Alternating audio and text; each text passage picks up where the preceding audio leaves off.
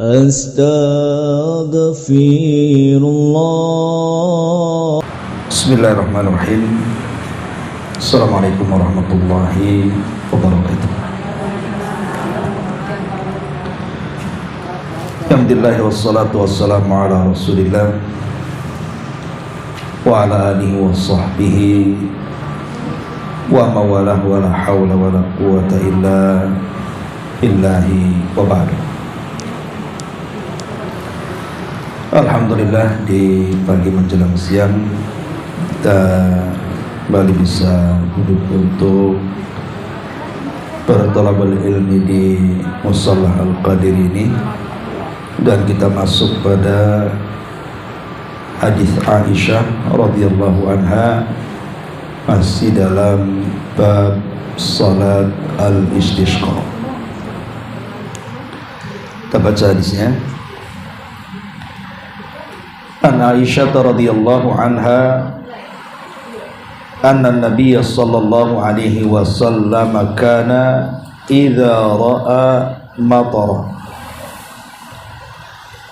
qala Allahumma sayyiban nafi'an, akhrajahu.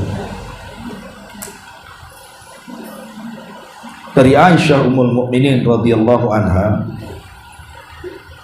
Nabi sallallahu alaihi wasallam apabila melihat hujan turun, maka beliau langsung berdoa, ya Allah, hujani kami dengan hujan yang membawa manfaat. Hadis ini dikeluarkan Bukhari dan juga Muslim. Hadis ini menjelaskan kepada kita tentang adab ketika turun hujan. Nah, salah satunya adalah dengan disunahkan atau dianjurkan kalau kita melihat hujan atau turun hujan, langsung kita membaca Allahumma sayyiban nafi'an. Ya Allah, hujani kami dengan hujan yang membawa manfaat. Bahkan sebagian para ulama menambah, setelah kita membaca Allahumma sayyiban nafi'a, kita juga mengucapkan kalimat mutirna bifadlillahi wa rahmatihi. Mutirna bifadlillahi wa rahmatihi. Jadi kalau digabung Allahumma sayyiban nafi'a, mutirna bifadlillahi wa rahmatihi, itu hukumnya sunnah. Kenapa demikian? Adapun kalimat Allahumma sayyiban nafi'a, ya Allah, hujani kami dengan hujan yang bermanfaat, karena tidak semua hujan itu bermanfaat. Ada hujan-hujan yang kemudian sampai membawa bencana dan azab, seperti terjadinya banjir di mana-mana. Seperti di Batam sendiri kita menyaksikan ada beberapa tempat di Batam ini, seperti yang terjadi di mana di Tembesi itu sampai satu dada kan begitu, sampai menenggelamkan separuh rumah, bahkan menghancurkan barang-barang. Bahkan terkadang ada yang kemudian hujan ini membuat longsor sehingga memakan banyak jiwa manusia. Makanya kita disunahkan kalau ada hujan itu, sehingga hujan yang turun kepada kita tidak membawa adab, tetapi membawa manfaat. Adapun kemudian disunahkan juga membaca mutirna bi fadlillahi wa bi rahmatihi, bahwa kami dihujani dengan karunia Allah subhanahu wa ta'ala dan juga rahmatnya, supaya bentuk tauhid kita kepada Allah subhanahu wa ta'ala, bahwa hujan ini yang menurunkan Allah. Karena ada hadis yang mengatakan, di mana Nabi sallallahu alaihi wasallam dalam hadis Zaid bin Khalid al-Juhani, dan itu terdapat dalam Sahih Bukhari Muslim juga,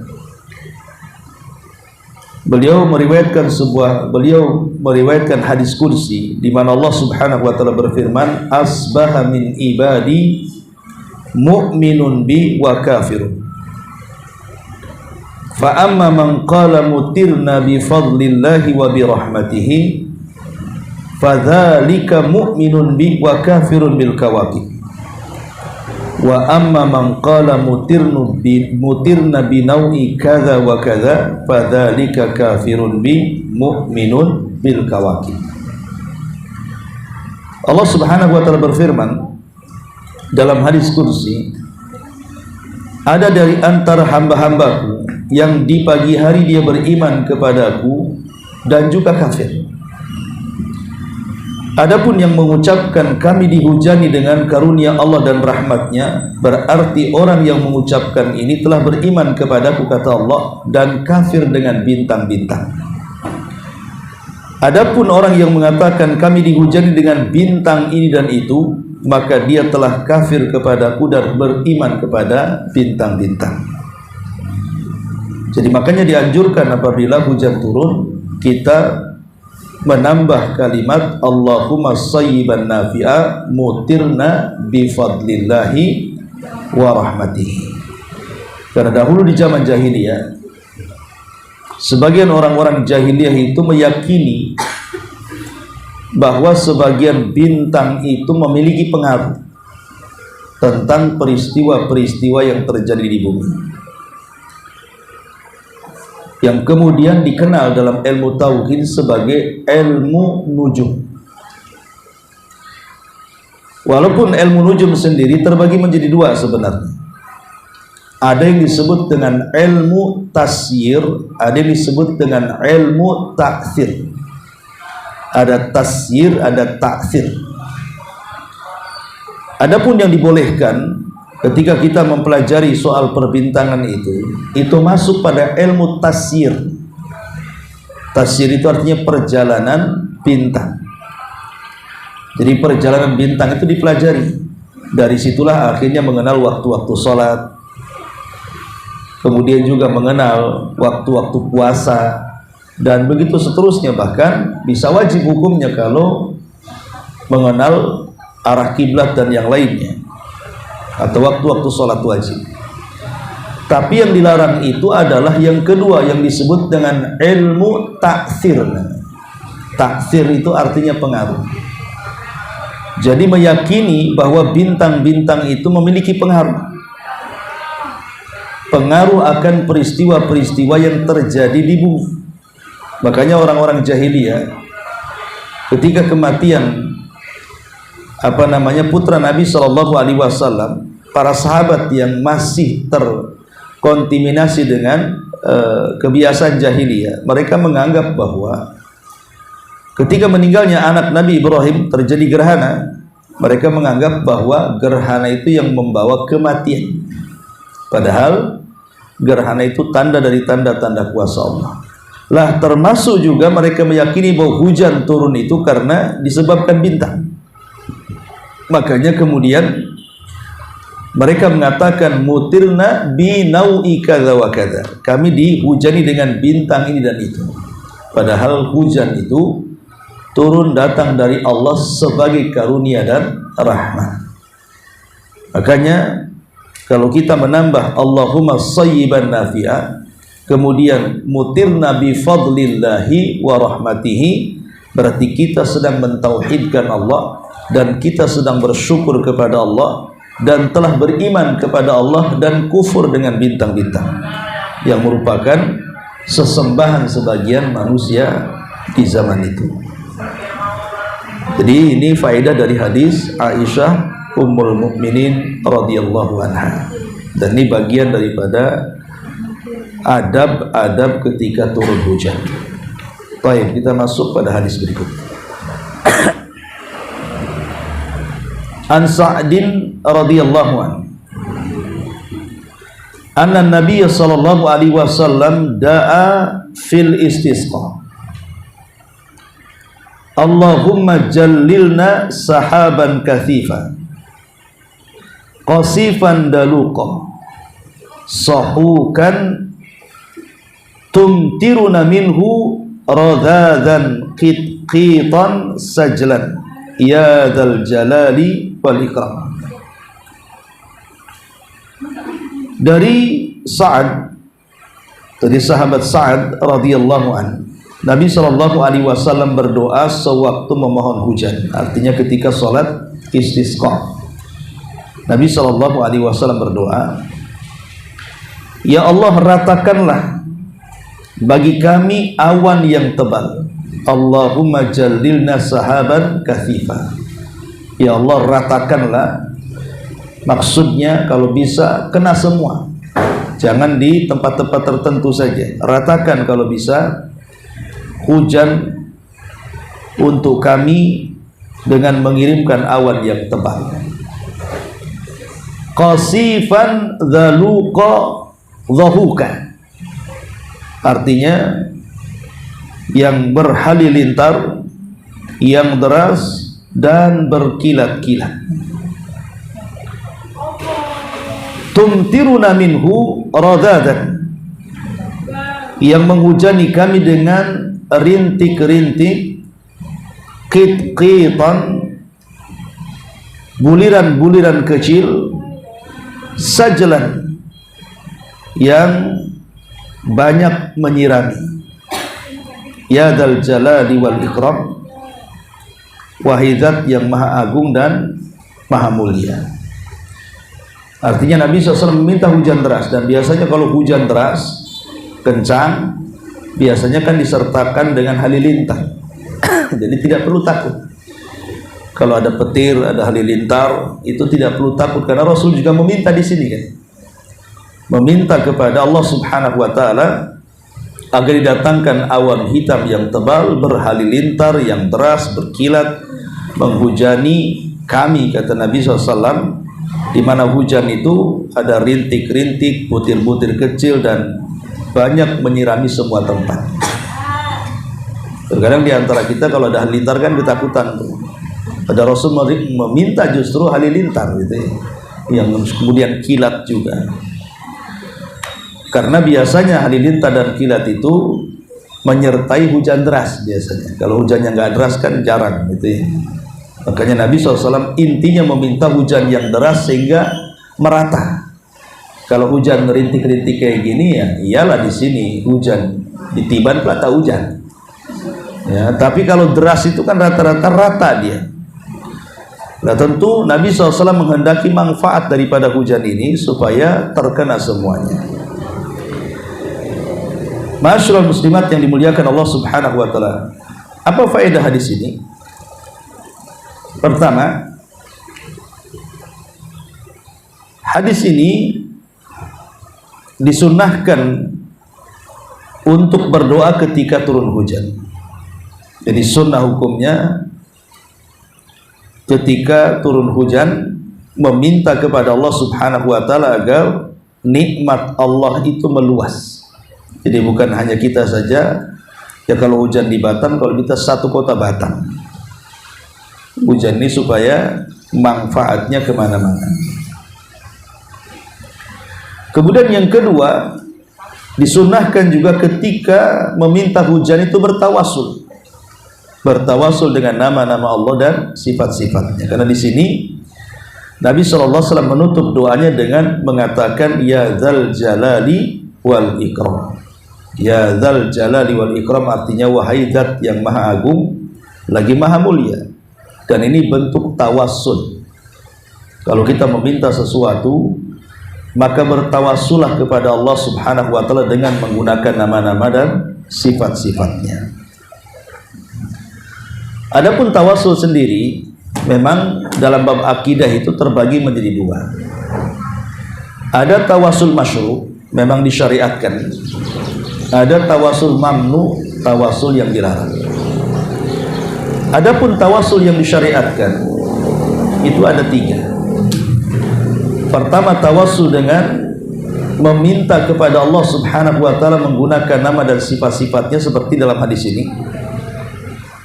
Meminta kepada Allah Subhanahu wa taala dengan menyebut-nyebut nama-namanya.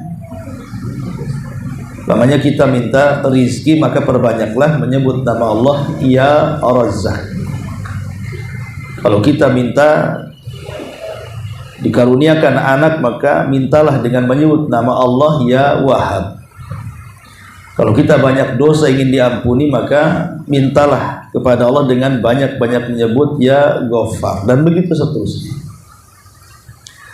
Itu namanya meminta kepada Allah dengan menyebut nama-namanya, dan itu salah satu bentuk mustajab doa. Kalau doa kita ingin istijabah, ingin diijabah Allah, maka gunakan tawassul dengan nama dan sifatnya. Yang kedua, tawassul dengan amal saleh, yang sering saya jelaskan. Makanya jangan remehkan amal sekecil apapun, karena bisa digunakan untuk tawassul. Seperti yang terjerambab beberapa anak muda dalam gua, kemudian tiga-tiganya bertawassul, akhirnya keluar dari gua. Tawassul dengan amal saleh mereka. Kemudian yang ketiga, bertawassul dengan doanya orang saleh. Doanya orang yang saleh, yang taat kepada Allah. Tapi khusus yang ketiga ini, sebagian para ulama mengatakan hukumnya boleh, ya, bukan hukumnya sunnah. Boleh, tapi tidak sampai sunnah. Karena bagaimanapun berdoa itu lebih baik dipanjatkan dari hati sendiri, bukan minta didoakan orang lain. Makanya saya heran, waktu saya umroh itu banyak orang-orang yang kemudian dipandu, ya kan, ketika tawaf, ketika sa'i itu setiap keliling ada yang membaca, kemudian diikuti oleh jemaah. Padahal yang namanya doa itu kan keinginan kita, bukan keinginan mutawif. Nanti keinginan mutawif ibu ikut-ikutan pula, yang untung mutawif lah kan. Artinya kan cukuplah kita membaca yang disyariatkan saja, lebihnya kita doa sendirilah.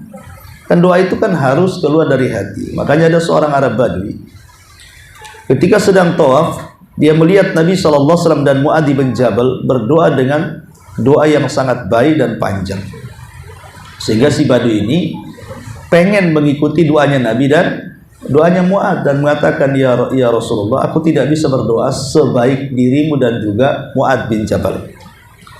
Maka Nabi SAW mengatakan, lalu selama kau tawaf itu apa yang kau baca di situ? Maka dia mengatakan, aku hanya mengatakan, ya Allah, masukkan aku ke surga, keluarkan aku dari neraka. Maka Rasul mengatakan, seputar itulah kau berdoa, itu sudah cukup. Jadi tidak harus mengikuti Nabi, tidak harus mengikuti Mu'adz. Doa itu harus keluar dari hati, lubuk hati kita mau minta apa, ya, bukan dipandu orang. Nah, makanya kemudian ketika kita meminta doa kepada orang lain itu, maka hukumnya boleh saja, karena sebaik-baik doa itu yang keluar dari hati kita, keinginan kita apa minta kepada Allah Subhanahu wa ta'ala. Itu disebut dengan tawassul masyru' namanya. Adapun tawassul mamnu, tawassul yang dilarang, ya seperti bertawassul kepada kuburan-kuburan, meminta-minta kepada kuburan orang saleh, kuburan habib, kuburan kiai dan yang lainnya, maka itu tawassul yang bisa menjerumuskan kepada kesyirikan, tidak boleh. Ini yang kedua. Faedah dari hadis ini, bahwa hadis ini ada syariat tawassul dengan nama-nama Allah dan sifat-sifatnya. Kemudian juga di antara faedah yang ketiga, istihbabud du'a bima fi hadithi Sa'din fil istisqa. Secara umum bahwa kalau kita sedang istisqa meminta hujan, disyariatkan atau disunnahkan menggunakan lafaz doa yang diajarkan dalam hadis ini. Allahumma jallilna sahaban kathifan qasifan daluqa dhahuka tumtiruna minhu radadan qitan sajlan ya dzal jalali ikram. Jadi sunnah hukumnya membaca ini, tetapi masalahnya hadis ini dhaif. Hadis ini tidak sahih, ya. Sehingga mungkin secara lafaz boleh-boleh saja, ya. Tetapi kalau harus dengan hadis ini dengan meyakini bahwa ini yang dibaca karena ada hadis daripada Sa'd di sini, maka itu tidak benar, karena hadis ini lemah, ya, secara lafaz tidak bisa digunakan, secara riwayat tidak bisa digunakan. Tapi kalau memang lafaznya baik, maka tidak mengapa kita mengambil lafaznya saja, bukan mengamalkan hadis lemah, tidak. Ini juga diantara keutamaan atau faedah dari hadis ini. Baik, kemudian kita masuk pada hadis berikutnya. An Abi Hurairah radhiyallahu anna Rasulullah sallallahu alaihi wasallam, dari Abi Hurairah radhiyallahu anhu, Nabi sallallahu alaihi wasallam bersabda,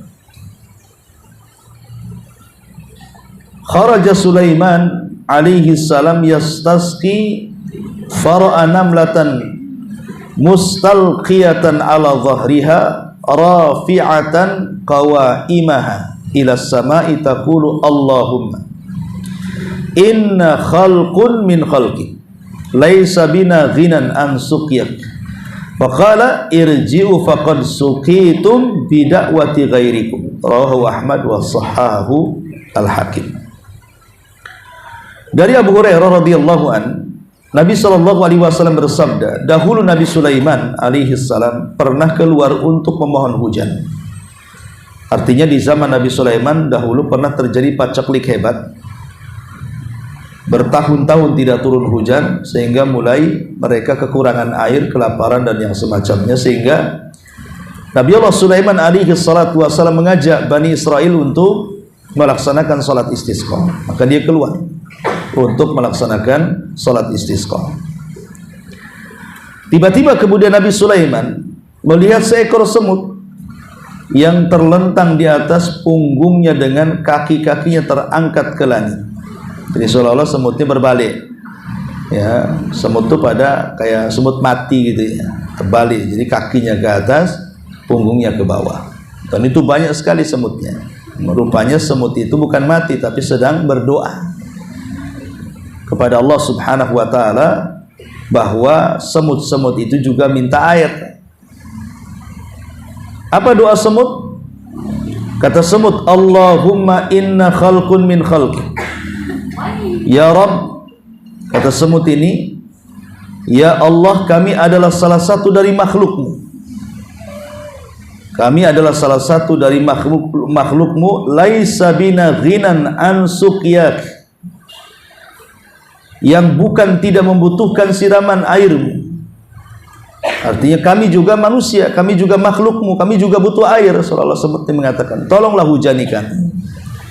Lah Nabi Sulaiman yang paham dengan bahasa binatang dan juga bahasa semut, akhirnya mengatakan kepada seluruh Bani Israel untuk pulang dan mengatakan irji'u faqad suqitum bida'wati ghairikum. Kata Sulaiman, pulanglah kalian, benar-benar akan diturunkan hujan karena doa makhluk selain daripada kalian. Dan Nabi Sulaiman menyuruh orang-orangnya untuk pulang kembali ke kota, dan menganggap bahwa semut-semut itu sudah menggantikan meminta hujan kepada Allah Subhanahu wa taala. Dan dalam riwayat betul-betul terjadi hujan deras. Nah, dari sini kita tahu bahwa walaupun hadis ini sebenarnya hadis lemah, ya, dikeluarkan oleh Imam Ahmad juga Imam Hakim.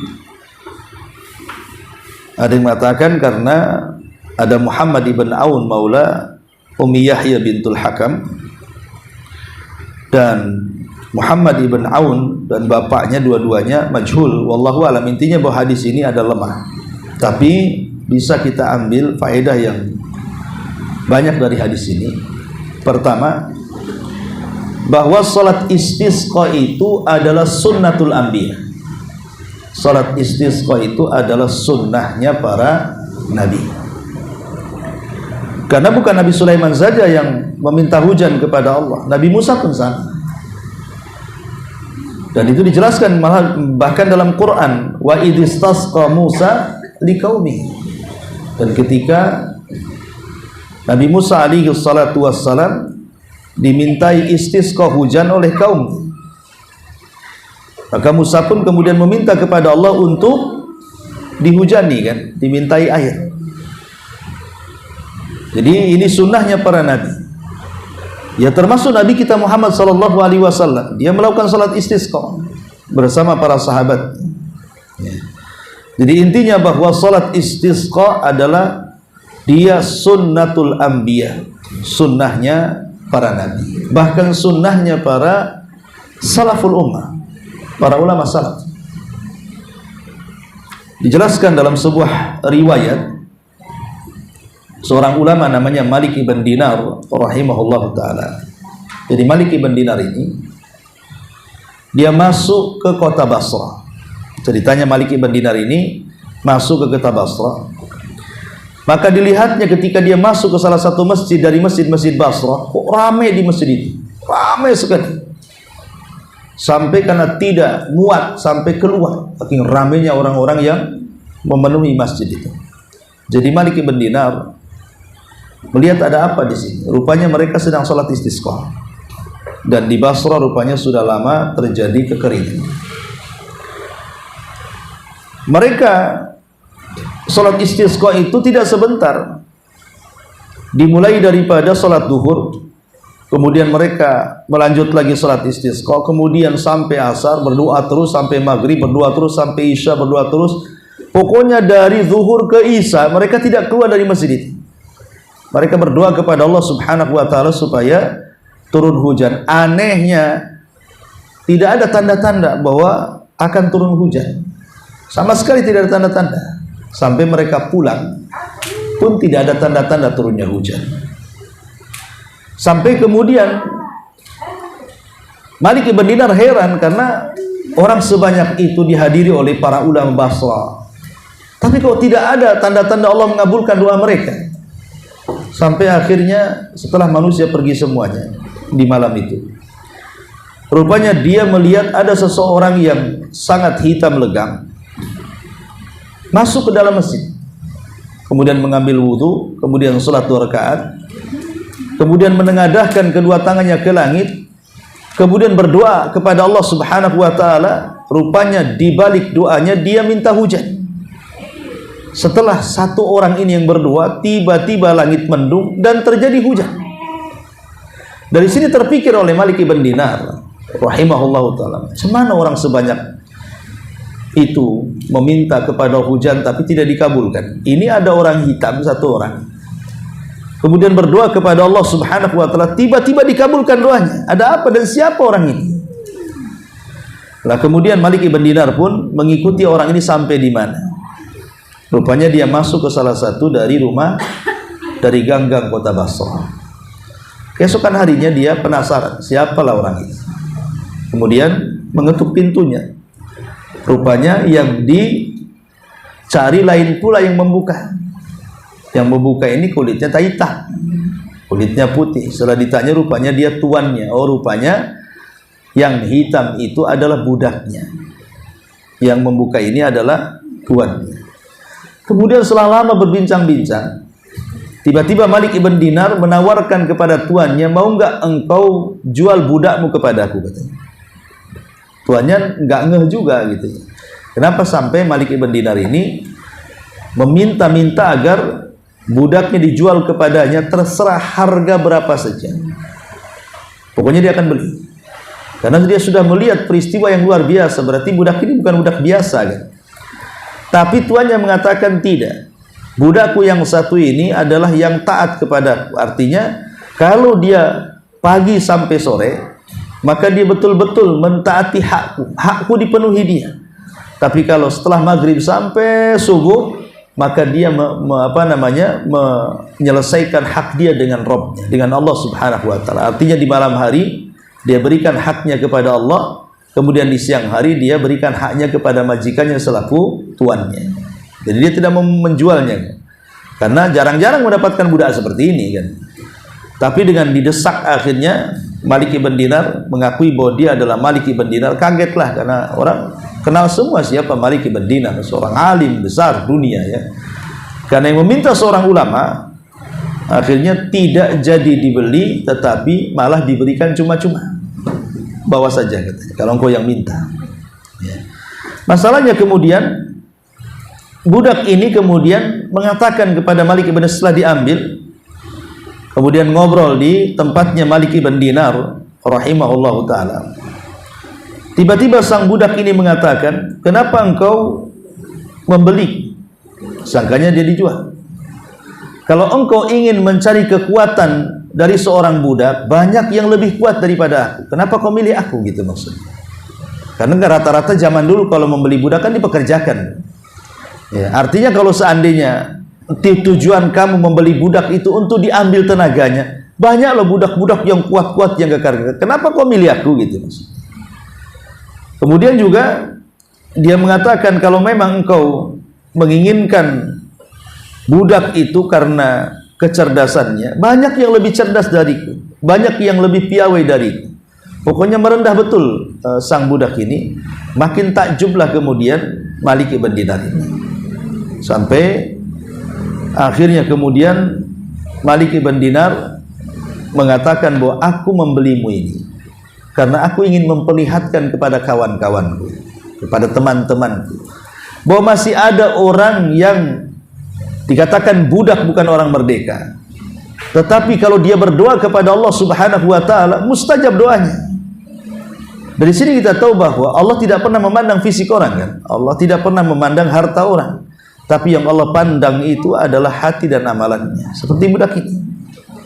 Tapi karena budak ini kemudian merasa takut diketahui identitasnya atau apa, dia pun kemudian meminta kepada Malik ibn Dinar untuk wudu, kemudian sholat 2 rakaat.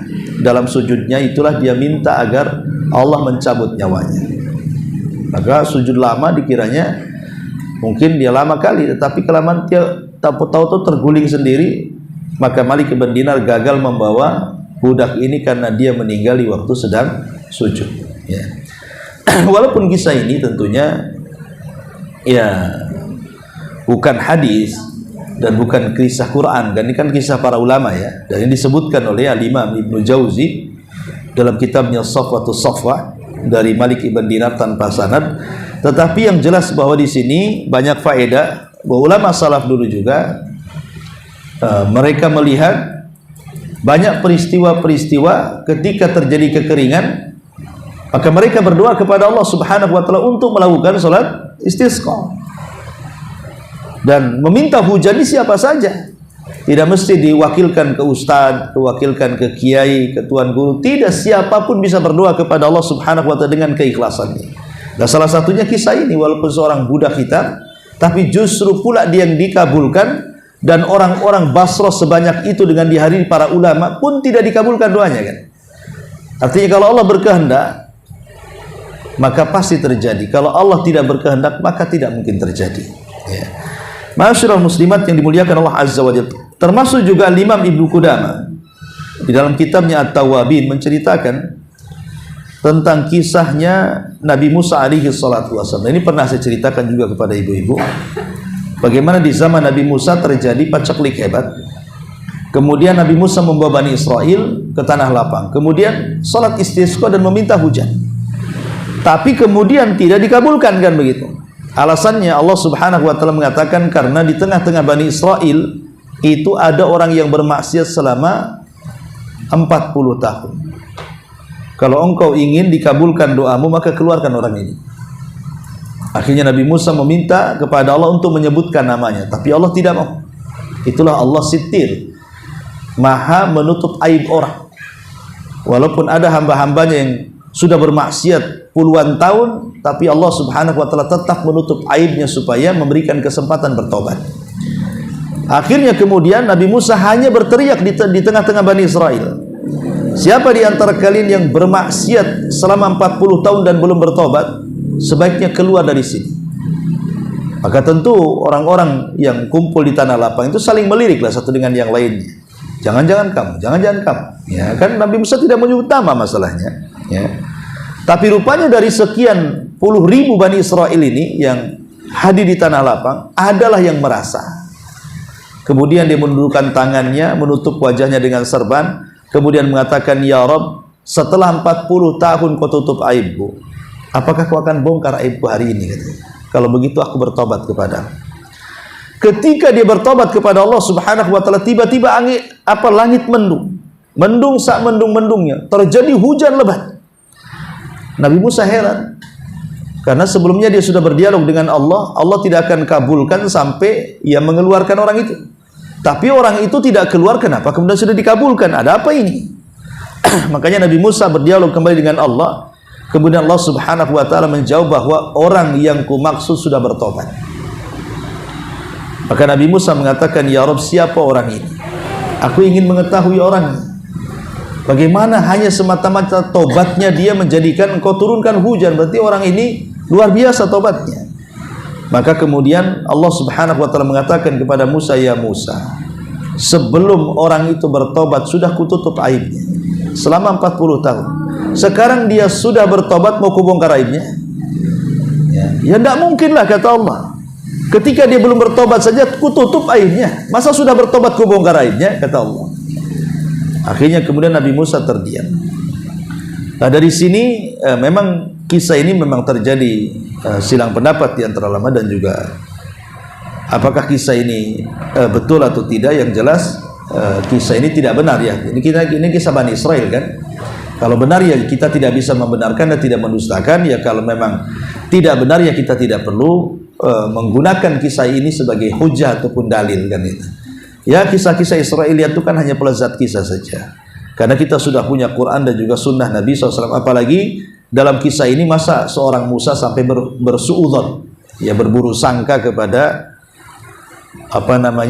seseorang. Setelah dia bertobat dia masih ingin tahu juga mana orangnya dan begitu seterusnya kan. Nggak mungkin, itu bukan akhlak seorang Nabi. Tapi intinya bahwa di sini bahwa menunjukkan juga Nabi Musa juga istisqa kan itu. Berarti memang meminta hujan atau salat istisqa itu sunnahnya para nabi. Bahkan Al-Imam Asy-Syafi'i rahimahullahu taala juga menyebutkan sebuah kisah. Ya, kata Imam Syafi'i, wa balagana an ba'dil a'immati annahu kana idza arada an yastasqiya amara an-nas fasamu thalathata ayyam mutatabi'atan wa taqarrabu ila Allah azza wa jalla bimastata'u min khairin thumma kharaja fil yaumir rabi fastasqa bihim. Kata Imam Syafi'i, disebutkan juga dari beberapa para ulama. Jadi para ulama di zaman salaf itu kalau terjadi kekeringan, kemudian mereka akan melakukan salat istisqa, maka para ulama akan menganjurkan kepada masyarakat yang akan terlibat dalam salat istisqa itu disuruh untuk banyak-banyak ibadah, banyak-banyak berpuasa. Jadi sebelum salat itu mereka suruh puasa dulu, suruh sholat malam dulu gitu ya, sampai 3 hari ya. Baru hari keempatnya keluar meminta hujan gitu maksudnya. Jadi mereka didahulukan dengan cara supaya orang-orang itu suruh tobat dulu, yang maksiat tobat, yang malas-malas ibadah gitu ya. Baru setelah hari keempatnya keluar meminta hujan. Ya supaya apa? Ya supaya orang-orang yang hadir di situ itu betul-betul orang-orang yang sudah bertobat, yang sudah dimukaddimahi dengan kebaikan, sehingga itu akan mudah dalam mengabulkan doa-doa orang yang minta hujan. Kata Imam Syafi'i rahimahullah ta'ala seperti itu. Dan itu juga disebutkan oleh Al-Imam As-Sakhawi rahimahullah ta'ala. Baik. Adapun di antara faedah hadis istisqanya semut ini di zaman Nabi Sulaiman, dari sini kita tahu tentang kebaikan Allah kepada kita. Bagaimana Allah Subhanahu wa taala itu karam, ya sangat baik kepada kita. Nah, di antara karamnya Allah, kebaikan Allah kepada kita, terkadang kita ini hendak meminta sesuatu, tapi sebelum meminta Allah sudah kabulkan. Ya, Allah itu saking baiknya dengan kita. Kita belum meminta, tapi sudah Allah kabulkan permintaan kita. Seperti Nabi Sulaiman ini kan belum meminta ini, ya, dan akan meminta. Maksudnya kan dalam perjalanan untuk meminta hujan. Di tengah jalan Nabi Sulaiman melihat semut kan, rupanya ada yang meminta selain manusia, yaitu semut-semut. Dan selepas itu terjadi hujan. Artinya permintaan kita ini belum diminta saja sudah dikabulkan. Dan itu bagian dari para karamnya Allah. Harus yakin bahwa setiap doa-doa kita pasti akan didengar dan dikabulkan oleh Allah Azza wa Jalla, cepat ataupun lambat. Karena di antara karamnya Allah, terkadang baru saja kita menghendaki sesuatu, belum berdoa, tahu-tahu sudah dikabulkan permintaan kita. Ini faedah yang pertama. Yang kedua, bahwa sholat istisqa itu dilakukan di tanah lapang. Sholat istisqa itu dilakukan di tanah lapang. Ya sama dengan sholat id lah, dilakukan di tanah lapang. Ya. Kemudian juga di antara faedah hadis ini tentang keajaiban makhluk-makhluk Allah selain manusia. Seperti contohnya di sini cerita semut. Ya, keajaiban makhluk Allah seperti semut dan yang lainnya, bahwa mereka juga makhluk yang betul-betul bertasbih kepada Allah Subhanahu wa taala. Mereka makhluk yang betul-betul bertasbih kepada dan berhajat dengan Allah Subhanahu wa taala, sehingga mereka pun harus meminta hujan. Dan ini juga dalil bahwa semut juga melakukan istisqa. Ya, semut juga melakukan istisqa. Makanya ibu jangan mudah-mudah bunuh-bunuh semut. Ya. Karena dahulu di zaman Bani Israil ada seorang nabi yang digigit semut, marah dia. Akhirnya mencari kayu bakar, kemudian dibakar ujungnya, dicarinya tuh kampung semut itu, mau dibakar. Maka sebelum itu dilakukan, tiba-tiba malaikat datang atas utusan Allah dan mengatakan, wahai Nabi, apakah gara-gara satu semut yang menyakiti kamu, engkau akan membakar satu kampung semut yang bertasbih? Ya. Kalau engkau mau membunuh, bunuhlah yang menyakiti kamu saja, gitu maksudnya. Kita tidak boleh kemudian gara-gara satu semut api yang menggigit kita, sarang semut api, ibu pula semprot baygon, kemudian dibakar. Tidak boleh. Mereka kan nggak bersalah. Yang bersalah kan cuma satu. Masa tersangkanya satu, akhirnya korbannya satu kampung kan? Ya cukuplah satu. Yang mungkin gigit kita, masalahnya gigit kita itu udah kabur Ustaz, masuk ke kampung semut. Susah pula kita nyarinya, itu yang kurang ajar satu. Makanya kita bunuh semua. Ya maafkan sajalah kan gitu. Jangan pula gara-gara satu dikejarnya sampai ke lubang gitu. Intinya bahwa di sini semut itu juga bertasbih kepada Allah. Kemudian juga sholat istisqa kepada Allah. Dan caranya disebutkan di sini. Cara istisqanya semut apa? Terlentang. Ya, jadi badannya ke bawah, kakinya ke atas. Nah, itulah cara berdoanya semut. Jadi kalau ibu tengok semut terlentang, jangan-jangan lagi berdoa. Nah, karena di sini kan terlentang posisi semutnya kan itu. Dan seolah-olah semut juga mengangkat tangannya ke langit, menunjukkan Allah itu ada di langit. Menunjukkan Allah itu ada di atas ketinggian. Allah itu fis sama. Buktinya semut saja menelantangkan badan mereka dan mengarahkan tangan mereka ke langit. Kalau Allah di mana-mana, tidak perlulah semut telentang-telentang. Biasa aja kan posisinya. Tapi karena semut juga tahu Allah di langit, makanya dia posisinya seperti itu. Seperti kita juga berdoa kan menengadahkan ke langit. Dan ini secara zahir memang semut seperti itu. Kemudian juga Allah Subhanahu wa taala yastahibbu du'a man da'ahu hatal hayawan. Jadi annallaha yastajibu du'a man da'ahu hatal hayawan. Allah pasti akan mengabulkan setiap doa walaupun yang berdoa itu adalah binatang. Jadi nggak perlu kemudian kita berpikir aku sudah berdoa lama-lama kok tidak pernah dikabulkan. Dikabulkan. Cuman dikabulkan itu ada yang sifatnya dijadikan celengan untuk di sorga supaya derajat kita diangkat kan itu ya. Ada yang dikabulkan itu ya mungkin secara cash habis berdoa minggu depan atau dikabulkan. Ada yang mungkin dikabulkan itu tidak sesuai dengan permintaan, tetapi kita dihindarkan dari mara bahaya. Macam-macam Allah mengabul. Atau sengaja ditunda pengabulannya karena ada sebuah hikmah.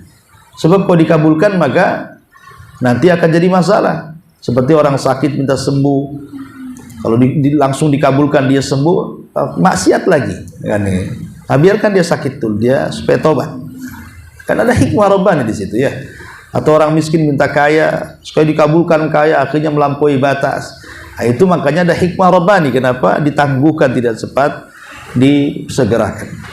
Termasuk juga di sini bahwa doa tidak hanya cukup berdoa, tetapi ada itsbatul asbab, ada penetapan sebab. Jadi doa itu akan berpengaruh kalau ada sebab. Ya, sebabnya dengan cara kita sholat kan itu. Dalam sholat itu kan ada doa. Dengan cara meminta ke tanah lapang, berangkat rame-rame ke tanah lapang untuk meminta, itu bagian daripada mengambil sebab. Dan dari sini juga termasuk ada mukjizat Nabi Sulaiman, dia memahami ucapan semut. Bahkan Quran menyebutkan fatabassama dhahika min qauliha. Sulaiman sampai tersenyum karena melihat perkataan semut yang ketika itu mengatakan masuklah ke rumah-rumah kalian karena Sulaiman akan datang dengan pasukannya takut menginjak kalian sementara mereka tidak berasa. Kemudian juga bahwa manusia apabila mereka keluar untuk istisqa, ya, kemudian terjadi mereka meminta hujan tetapi tidak dikabulkan, maka tidak boleh berputus asa. Jadi harus terus meminta dan meminta. Ya. Ini juga diantara faedah hadis ini dan hadis yang terakhir ya di sini. Kita baca juga Anasin anna Nabiy sallallahu alaihi wasallam istasqa fa asyara bi dhahri kaffaihi ila sama. Di sini dari Anas bin Malik radhiyallahu an bahwa Nabi sallallahu alaihi wasallam memohon hujan lalu beliau memberi isyarat dengan punggung kedua telapak tangannya mengarahkan ke langit. Ya. Ada yang mengatakan bahwa hadis ini di antara faedahnya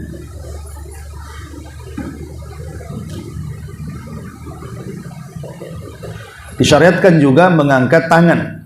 Ya, dalam hadis ini juga disyariatkan mengangkat tangan bibutuniha wa yaj'alu dhuhuraha kaffaihi ilal ardi. Jadi mengangkat kedua tangan dengan begini. Jadi ya orang berdoa kan seperti ini. Jadi dalamnya tangan ke atas, punggungnya ke bawah bumi. Ya gitu maksudnya. Cara berdoa bukan seperti ini, tapi seperti ini. Karena kita bisa melihat ada beberapa orang yang berdoa kalau bala begini, ya kalau baik begini. Ini adalah syariatnya. Bala ataupun tidak bala tetap begini doa itu. Ya, karena saya pernah juga melihat ketika di masjid mana ya di Batam ini, dia nambah imam itu dari kunut subuh. Jadi bukan hanya Allahumma hadini fiman hadai, tidak, tapi panjang sekali tuh. Ada tambahannya. Kalau kunut subuh kok bisa panjang kayak gitu?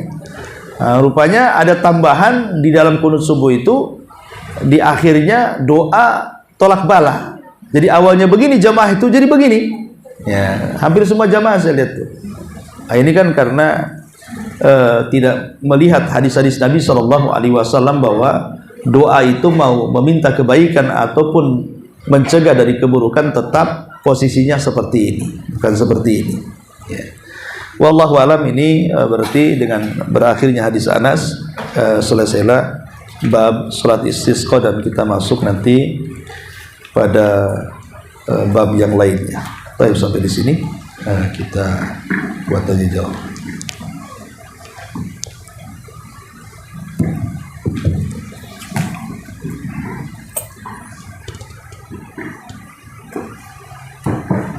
Assalamualaikum warahmatullahi wabarakatuh. Waalaikumsalam. Ustaz, Ana pernah mendengar tentang keberkahan hari hujan, air hujan itu. Apakah air hujan itu bisa dijadikan wasilah untuk orang yang terkena sihir, Ustaz? Iya, alhamdulillah. Bicara tentang hujan, apakah bisa dijadikan obat? Ini memang menjadi polemik para ulama. Bagi yang mengatakan bahwa air hujan itu dijadikan obat karena memang air hujan itu berkah. Ya, makanya Nabi SAW apabila turun hujan maka dia akan memberikan sebagian badannya supaya tersirami. Kemudian dia mengatakan karena Allah baru saja menurunkan rahmatnya. Sehingga dari hadis ini bahkan ada sebagian sahabat yang sampai mengeluarkan tempat tidurnya supaya terkena hujan. Baju-bajunya dikeluarkan. Kalau ibu terbalik kan, kalau ada hujan semua diambil kan itu. Wah, hujan sibuk. Kalau dulu malah terbalik ya, keluarkan supaya terkena hujan. Maksudnya supaya terkena berkah gitu ya. Jadi dari sini kita tahu bahwa hujan itu memang oleh Nabi dianggap berkah. Lah karena keumuman keberkahan air hujan itu, sehingga oleh sebagian para ulama berfatwa boleh dijadikan obat. Air hujan itu bisa dijadikan obat. Tapi sebagian ulama mengatakan bahwa air hujan itu zatnya bukan obat. Zatnya air hujan ya sama dengan air-air yang lain, tetapi karena dia turun dari langit dan membawa rahmat. Dengan turunnya hujan kan membawa rahmat tuh, membawa berkah. Nah, itulah karena hujan itu membawa rahmat dan berkah sehingga menjadikan obat. Tetapi walaupun demikian, tidak boleh diyakini bahwa air hujan itu yang menyembuhkan penyakit, yang menyembuhkan sihir dan yang lainnya. Harus tetap mengatakan bahwa semua datang dari Allah Subhanahu wa taala, bahwa air hujan itu bagian daripada akhdhu bil asbab, mencari sebab kesembuhan saja. Sama dengan meminum madu, meminum minyak zaitun, minum air hujan pun sama seperti ini. Ya. Wallahu alam. Jadi dalil yang sah yang jelas sih tidak ada. Jadi orang-orang yang menjadikan air hujan obat itu mengambil dalil umum tentang keberkahannya. Wallahu a'lam.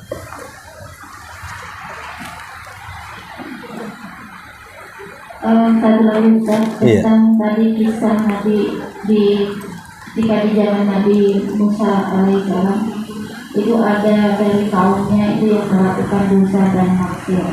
Yang jadi pertanyaan adalah, apakah ketika orang itu sedang bertobat, kemudian dia memang bertobat dengan dosanya, dan mungkin manusia atau kaum muslimin bisa melihat tobatan yang dia lakukan, tapi suatu saat beberapa tahun kemudian itu beliau ini melakukan lagi dengan dosa yang sama atau dosa yang berbeda.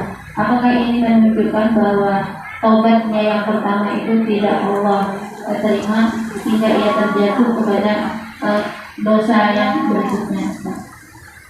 Iya, alhamdulillah. Bukan sebuah syarat orang bertobat itu tidak mengulangi, itu bukan syarat. Karena manusia itu pasti terjerumus kepada dosa. Ya, kalau syarat tobat sama sekali tidak boleh mengulangi, itu malaikat namanya. Ya, kalau malaikat ya, kalau manusia tidak bisa. Dia tobat dari dosa A, mungkin terjerumus kepada dosa B. Atau dia tobat dari dosa B terjerumus kepada dosa C. Jadi bukan syarat orang bertobat tidak boleh melakukan dosa. Justru dengan adanya tobat itu karena dia melakukan dosa. Ya, kalau dia tidak melakukan dosa, macam mana dia mau tobat? Dan Allah suka dengan orang yang bertobat, kan? Allah kan suka dengan orang bertobat. Lalu kalau nggak ada yang bertobat, macam mana dia akan bertobat? Kalau orang tidak bermaksiat, macam mana dia akan tobat? Bermaksiat dulu baru bertobat. Cuman maksiat di sini bukan ada unsur kesengajaan, karena terkalahkan hawa nafsu. Karena kita manusia punya hawa nafsu, terkalahkan dengan hawa nafsunya. Tetapi setiap kita terkena hawa nafsunya, umpamanya kita ini pengen berzina, akhirnya berzina. Setelah berzina langsung bertobat, jadi terima tobatnya. Ya, kemudian besoknya lagi, tahu-tahu berzina lagi. Ya, kemudian tobat lagi, ya tetap diterima. Begitulah Allah Subhanahu wa taala yang memberikan kelapangan kepada hamba-hambanya. Jadi bukan syarat tobat itu harus tidak boleh mengulang baru diterima. Cuman di antara syarat tobat, dia berjanji dalam hatinya untuk tidak mengulang. Tapi kalau dia mengulang karena kekalahan hawa nafsunya, bukan berarti kemudian tobat sebelumnya tidak diterima, enggak, tetap diterima. Karena tabiat manusia itu pasti terjerumus kepada dosa, kan? Entah dosa mata, dosa telinga, karena tiap hari pasti berbuat dosa manusia. Enggak ada manusia yang tidak berbuat dosa. Dalam satu hari saja manusia tidak berbuat dosa itu mustahil. Karena dosa itu bisa bersumber dari mata, dari telinga, dari hati, dari tangan, dari macam-macam, kan? Bukan dari perbuatan saja, dari macam-macam dosa itu bisa timbul. Makanya kalau seandainya Allah takdirkan orang itu sudah bertobat dari judi, udah tobat, tahu-tahu tahun depannya kerayu lagi, judi lagi, ya. Kalau yang tahun kemarin judi offline, sekarang jadi online, namanya. Jadi mamanya meningkat gitu. Ya, tobat dulu ya diterima. Kalau berbuat maksiat lagi, tobat lagi, insya Allah diterima. Dan seperti itulah, karena kita ini memiliki Rabb yang maha memberikan ampunan kepada hamba-hambanya. Tawab itu dari siagul mubalaghah. Hanya kapanpun kita melakukan dosa dan kapanpun kita bertobat, pasti Allah akan terima tobat. Wallahu a'lam. Iya, sampai di sini. Mudah-mudahan manfaatnya. Subhanallah bihamdika, asyhadu an la ilaha illa anta, astaghfiruka.